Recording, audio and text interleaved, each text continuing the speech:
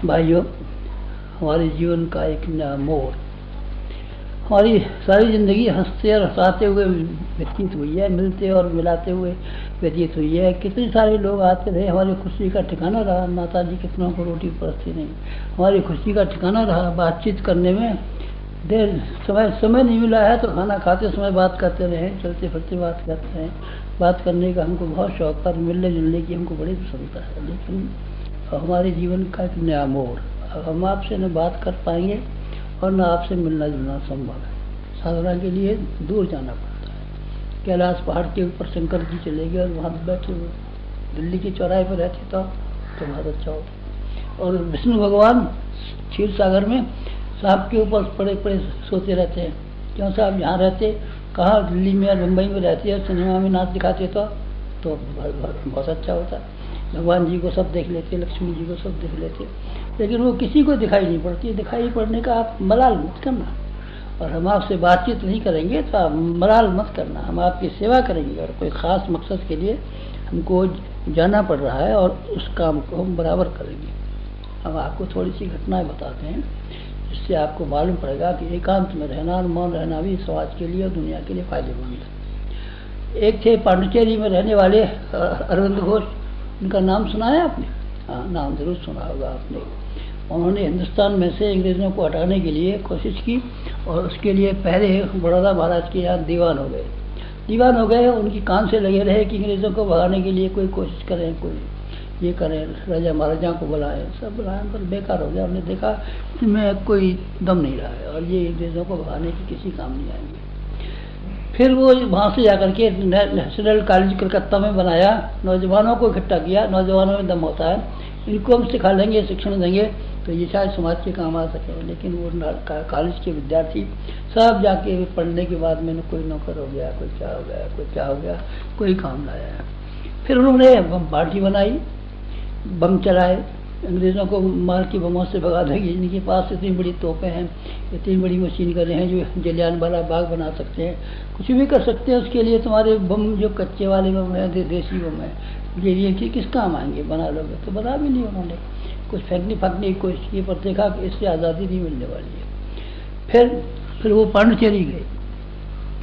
पांडिचेरी इसलिए चले गए क्योंकि वहाँ अंग्रेज़ों की हुकूमत नहीं थी। अंग्रेज़ों की हुकूमत होती तो फिर आतंक करते उनको, इसलिए उन्होंने एकांत में जाकर के तप करना शुरू कर दिया।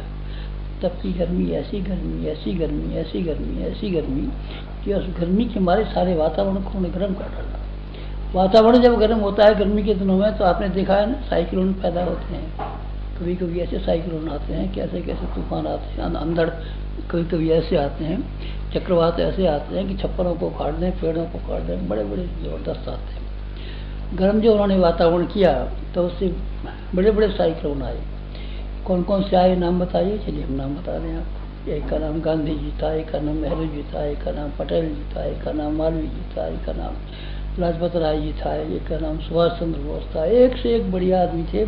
हिंदुस्तान की तारीख में एक साथ इतने महापुरुष पैदा हुए हैं, दुनिया के तारीख में कहीं नहीं हुए। लड़ाकू तो हुए, सेनापति तो हुए, सिपाही तो हुए, व्यापारी तो हुए, धनवान तो हुए, पर कहीं भी कोई ऐसा कोई मुल्क नहीं है कि एक साथ इतने सारे महापुरुष पैदा हुआ हो। ये पांडिचेरी के अरविंद घोष की करामात थी। वो जो मौन रहते थे, एकांत में रहते थे, किसी से नहीं मिलते थे। माता जी रहती थी उनके पास। वो माता जी 6 महीने नहीं रोजाना 30 दिन वहाँ पर से खड़ी होकर के केवल दर्शन दे जाती थी, हाथ हिलाती थी, कुछ बातचीत एक शब्द नहीं होती थी। और कौन से? महर्षि रमण हुए। महर्षि रमण भी मौन रहते थे और इतने शानदार थे। गांधी जी ने जब राजेंद्र बाबू जब वह प्रेसिडेंट कांग्रेस के उसके असेंबली के बनने को थे तो उन्होंने कहा इतना बड़ा जिम्मेदारी संभालने के लिए महर्षि रमण के पास जाओ, वहाँ से आशीर्वाद लेके आना। आशीर्वाद बोल के तो नहीं देते थे, तो उन्होंने आशीर्वाद दिया और आशीर्वाद हाथ हिला करके फिर इसके बाद में राजेंद्र बाबू शानदार राष्ट्रपति हुए। और कौन कौन हुए हैं? और दो के तो नाम बता चुका मैं, इसके अलावा भी हुए होंगे जिन्होंने वातावरण को गर्म किया। रामकृष्ण परमहंस ने वातावरण गर्म किया और उन्होंने किया। आप ये मत सोचिए कि आज़ादी की लड़ाई स्वयं सेवकों ने ही लड़ी है, बहुत जेल जाने वालों ने ही लड़ी है। आज़ादी की लड़ाई के लिए, वातावरण बनाने के लिए जो मौन रहने वाले और एकांत में रहने वाले अरविंद घोष वगैरह ने जो काम किए बहुत शानदार काम किए हैं। आप हमको भी ऐसा सोचिए कि हम कोई शानदार काम करेंगे, बैठ करके बेकार का समय नहीं गंवाएंगे। फिर आप लोगों से भी संबंध तोड़ने जिंदा होते हुए भगवान जब आएंगे और खा ले जाएंगे तब तो ना आपके हाथ की बात है ना हमारे हाथ की बात है। लेकिन जो हमारे हाथ की बात है उस नया मौके को तोड़ दें और आपसे न मिलना शुरू करें, तो इसके पीछे एक बहुत बड़ा काम छुपा हुआ है, बहुत बड़ी जिम्मेदारी छुपी हुई है, बहुत बड़ी शान छुपी हुई है। आइंस्टीन का नाम सुना है आपने? आइंस्टीन थे जिन्होंने संसार भर के सबसे बड़े वैज्ञानिक थे, एटम का की एनर्जी का खोज करने के लिए, और उन्हें भी काम किया है और सबसे ज़्यादा काम उन्होंने किया है। तो वो एकांत में रहते थे, एकांत में रहते थे, कोई आदमी के पास नहीं जा सकता था। पूरा एक मोहल्ले का मोहल्ला था उनके पास, बस वहाँ वो रहते थे। जहाँ जिस चीज़ की ज़रूरत पड़ती थी उस चीज़ को मंगा लेते थे। कोई आदमी से मिलना है, कोई बात करना है, वो अगर चाहते तब मिल सकता था, और वो अगर नहीं चाहते कोई आदमी उनके पास चला जाए धमके आधमके, ऐसा संभव नहीं। अकेले रहते थे और उनके काम में डिस्टर्ब न हो, कोई आदमी इनके काम में व्यतिक्रम न पैदा करे। इसीलिए आइंस्टीन एकांत में रहते थे। हम भी एकांत में इसलिए रहेंगे। ऋषि भी एकांत में रहते थे, गुफाओं में चले जाते थे और जगह चले जाते थे। वशिष्ठ गुफा है, एक व्यास गुफा है, आप कभी हिमालय पर जाए तो देखना व्यास गुफा कहाँ है और वशिष्ठ गुफा कहाँ है। गुफा में भीतर रहते थे, न आदमी से कोई बातचीत करने का मौका था, न वहाँ एकांत ही था। इस तरीके से ये प्राचीन काल में जो हुआ है, ठीक उसी की ये नकल करने के लिए हम अब इस समय जाने की तैयारी कर रहे हैं। जाने की तैयारी कर रहे हैं। आप क्यों जाने की तैयारी कर रहे हैं? क्या मुसीबत आ गई? आपको मुसीबतें दिखाई नहीं पड़ती, हमको वो मुसीबतें दिखाई पड़ती हैं।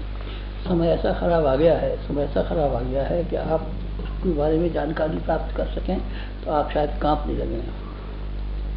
क्या बात हो गई है समय में, समय की में एक तो जहर फैलने लगा है। जहर आदमी के जहर की तैयार करता है और जहर को हर जगह फैलाता हुआ चला जाता है। पानी में जहर, हवा में जहर, मिट्टी में जहर, पेड़ पौधों में जहर, ये प्रदूषण, ये बड़ी बड़ी फैक्ट्रियाँ चलती हैं, कोयला इसमें जलता है, तेल इनमें जलता है, हर जगह हवा में इतना जहर लग गया है।